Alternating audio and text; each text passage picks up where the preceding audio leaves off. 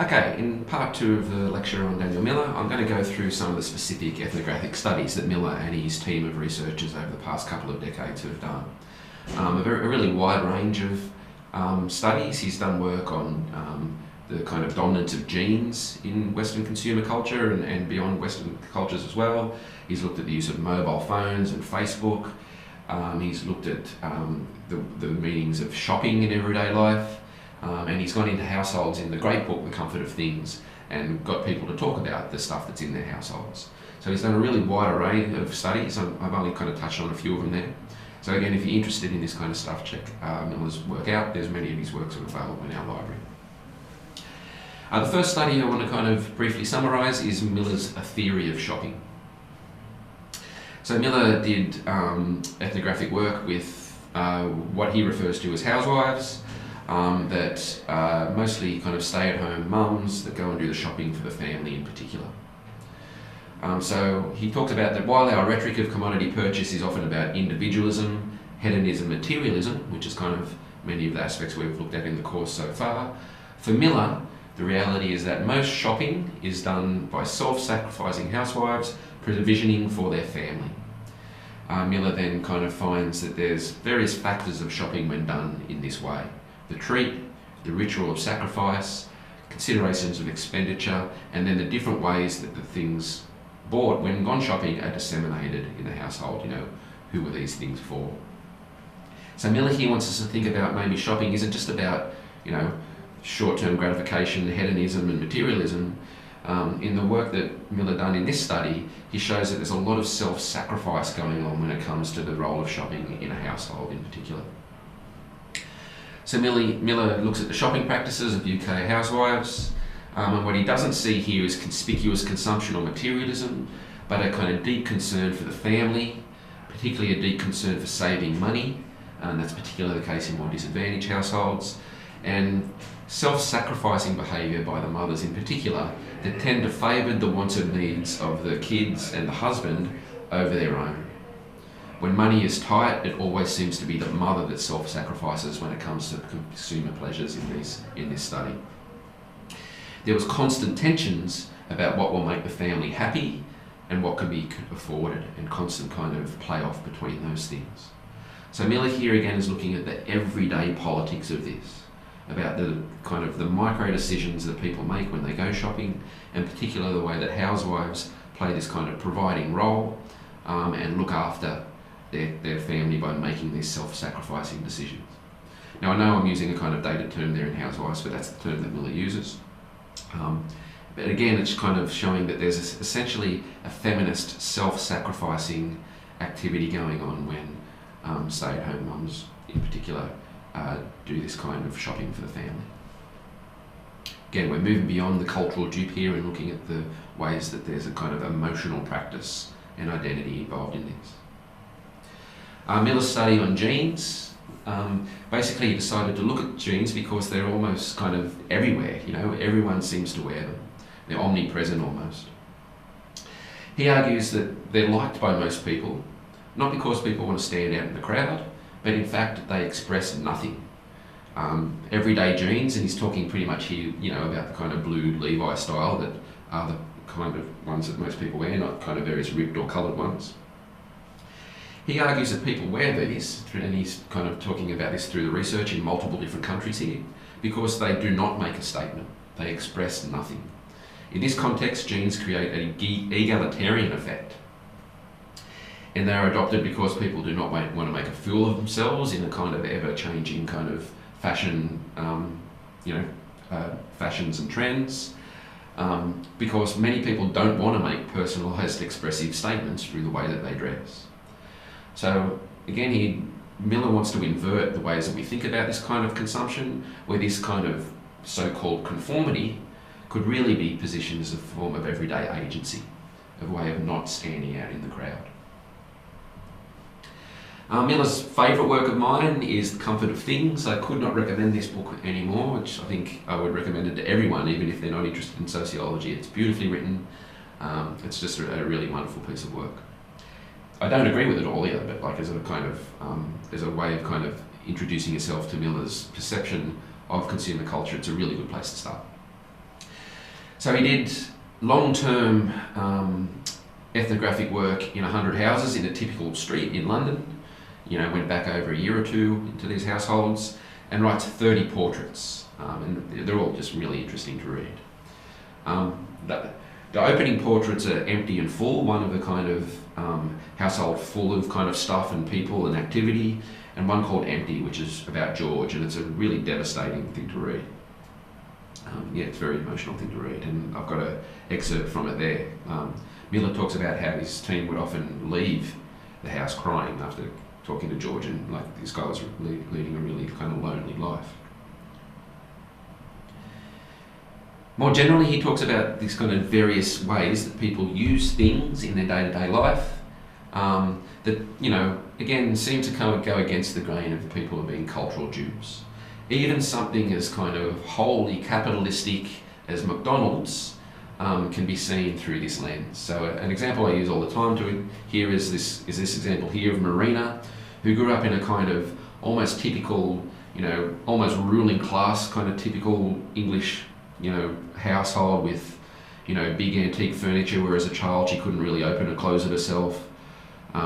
She had a kind of really icy relationship with her parents, where meal times were kind of seemed to be very officious, and so she came out of that, thinking, what she owed to her parents was a masterclass in how to not parent. So she started to develop these everyday tactics and strategies, think again here back to Sauteur, to repudiate her parents' snobby interests. So she bought stuff at IKEA, particularly because it was so pragmatic, her kids could use it, easy to open the drawers, all that kind of stuff. Her mother's reaction was if she had spat in her face, which she kind of enjoyed it when she bought this stuff.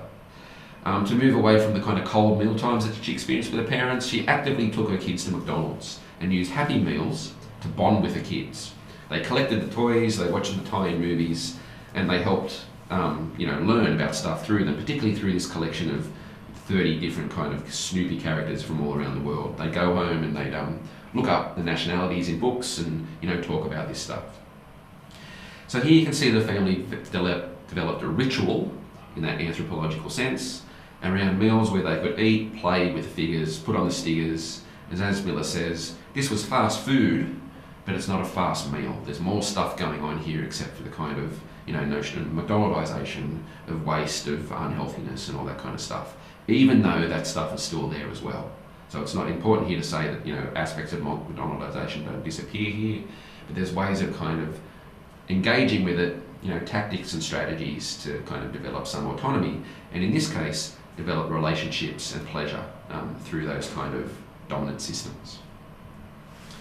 So she's well aware of the class stuff there. Many of the middle class parents that she spends time with were horrified by this and say that the burgers are made of animal brains and all that kind of stuff. But she in turn kind of started to disparage the way that they'd take their kids to cafes and stuff like that would kind of, then they'd be disruptive and wouldn't really eat the food there anyway. She says, they're just little monkeys really, these kids.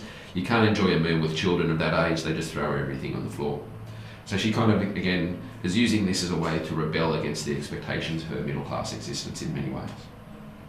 And importantly here, she didn't go to Macca's for every meal, right? She just went every now and then, it was every once a week or so. Again, I think that's a really good example here in terms of what we've looked at in the course so far. Something like McDonald's that really does fit the kind of Frankfurt School cultural dupe stuff, the McDonaldization of society, quite obviously, these systems that are wasteful, that promote ill health, that promote overconsumption. All that still seems to kind of very much apply very generally, but as in the individual point of view, we can kind of engage with these systems with some form of autonomy. Another example here is Dave, who tells Miller how his photo albums and music collection were central props in many ways to him kicking heroin. He was a heroin addict for many years. And again, the quote here from Miller, it was the sheer weight of these material resources that seemed to keep Dave from floating off in this haze of drink, heroin and depression. Their weight lay in their specificity. Each CD album contained a multitude of tracks, each photo album was full of images, and every track and every image was grounded in a particular memory of time. In this example, things, stuff, are used as a relation to remember and to prompt memories to other people and to better times. And Dave talks about how he used these things to kind of do that, to maintain trying not to be an addict. So the comfort of things here, the book kind of wants us to rethink our relationship with stuff, to kind of show how they're central to the way humans relate to each other and the way that we kind of create meaning for ourselves, the way they become almost kind of props for kind of attaching our memories to and that kind of thing. Nostalgia here becomes an important aspect of how we collect and our things as well. So for Miller, people who develop strong and multiple relationships with things are the same people who develop strong and multiple relationships with people. Now you can see here again, this is a controversial idea in social theories. He's inverting the dominant ways that people have previously thought about this kind of thing. Again, most concepts would argue that more people kind of consume stuff or become obsessed with stuff, the more kind of dehuman, rational relationships that they have. He's arguing the opposite here. He's arguing against that notion that people buy stuff that they don't need to impress people they don't like. Miller's arguing that basically, in his anthropological research, that people who develop strong relationships with things and stuff are often the same people that have really strong relationships with other people. Things themselves become a key mechanism of the way humans relate. And I find this quote really interesting as well. So he argues that the things in our lives have a kind of what he calls a strange and little understood humility. They're concrete, they're upfront, and they're evident to the eye, but they kind of work as a kind of effective background. Things in our lives are often kind of working best when we don't particularly notice them, when they're not in the foreground.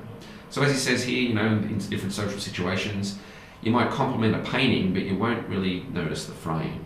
You tell a woman she is beautiful, not that her makeup is brilliant. You comment that the room has an atmosphere, but you mightn't necessarily discuss the wallpaper. So from this perspective, the comfort of things, objects are artful, but they hide their power to determine the way you feel. Again, here I want to kind of hark back to the previous weeks where I talked about Bourdieu and affect in particular, the way that things kind of are part of an affective atmosphere that can make us think and feel and do things. So for Miller, when it comes to studying things, our job is to confront and expose this crafty life of things. It's kind of, in a way, showing how they're almost active agents in whatever kind of social situation that we're in. So, to conclude the work on Miller here, I'm going to start moving out a little bit from everyday considerations and start moving towards what we're going to look at through the second half of the course, which is some of the more wider social, global and environmental aspects of consumer culture. So Miller started to deal with this in his 2012 book Consumption and its Consequences. So there's a link to a video there where Miller's kind of talks for about 10 minutes about that book. And the book kind of starts with this kind of hypothetical discussion that I think is a kind of nice way of thinking about the politics that Miller was talking about that I mentioned earlier in the course, the kind of increasing critique of capital consumerism, and then also how it connects to various forms of wider social problems. It's a really good kind of almost thought experiment to think through some of those problems, so you should check that out if you're interested in it. I've also got a link there to a critique that Terry Lay, who was a former lecturer here in Newcastle, an environmental sociologist, who again is interested in Miller's work but has kind of a lot of critical things to say, particularly about the environmental aspects of it. Miller's most recent work, or some of his most recent work, because he's incredibly productive, has been around this global project called Why We Post. So you can go to the website and have a look at that, and they've produced multiple free access research reports about social media practices and the consumption of them and performance and the way that people perform themselves on them. So you can see there's kind of 15 rules or findings that they found through that work. Again, I'm not going to go through them here, but Miller is kind of trying to be provocative around this research. He wants us to kind of move beyond, again, the kind of more panopticonic and cultural dupe aspects that kind of social media is often spoken about in critical theory. So again, Miller's work is very anthropological and ethnographic in that sense. So to conclude, as you can probably tell, I really like Miller's work. Very generous, deeply humanistic, evades those kind of monolithic understandings of dupes and suckers, shows us how we're much more savvy in that sense. I think it provides a kind of better understanding of the way that we live our day-to-day lives. Some of the kind of Marxist and neo-Marxist work aligns really. But and his work is also problematic, I think, and I think while ethically, talking about how, maybe more people in the world need to consume more, we're at the point now with many of these kind of environmental problems where that actually can't happen. So we'll again be looking at aspects of that later on in the course.